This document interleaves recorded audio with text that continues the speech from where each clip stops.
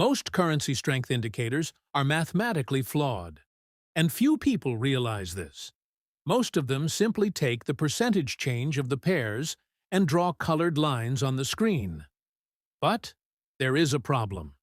A 50-point move in the US dollar against the Japanese yen does not mean the same thing as a 50-point move in gold against the US dollar. Likewise, a 50-point move during a quiet session does not carry the same weight as 50 points during an extremely volatile session. This is exactly where CyberPainel FX begins to set itself apart. The system's first calculation doesn't just measure direction, it measures acceleration. To achieve this, the indicator simultaneously calculates a fast exponential moving average and a slow exponential moving average. The fast average tracks the price almost instantly. The slow average reacts more gradually. When the distance between the two increases, it means the market is accelerating. The greater the distance between these averages, the stronger that movement is. But this distance alone is still not enough, because a 100-point difference can be massive in one asset and insignificant in another. That is why the second mathematical layer comes into play, the ATR, the average true range. The ATR measures the actual volatility of the market. In other words, it measures how much that asset typically moves. And here is one of the smartest parts of the indicator. Instead of using just the difference between the averages, CyberPainel FX divides this difference by the volatility measured by the ATR. The result of this is groundbreaking. Now, the system no longer measures points. It measures relative strength. It answers a much more important question. Is this movement truly strong for this market, or does it just look strong? This normalization practically eliminates one of the biggest flaws of traditional indicators. The next step is even more interesting. The calculation is repeated simultaneously across multiple assets.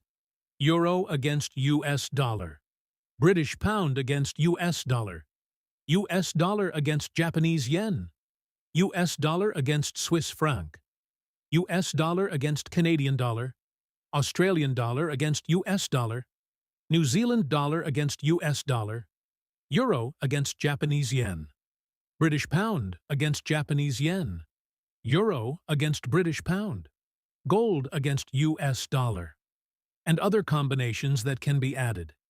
Each calculation generates a strength value. When a pair shows positive strength, the base currency gains points. The quote currency loses points.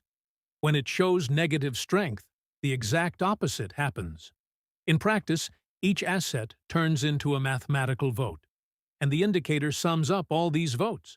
This is how it discovers which currencies are strong across the entire market. Not just on a single chart, but there is another problem. Some currencies appear more often in the calculations than others. The US dollar appears in almost everything. If no correction were applied, it would have an artificial statistical advantage. That is why CyberPainel FX does something that practically no trader notices. It divides the final score by a factor based on how frequently each currency appears. In its code, this correction uses the square root of the number of occurrences.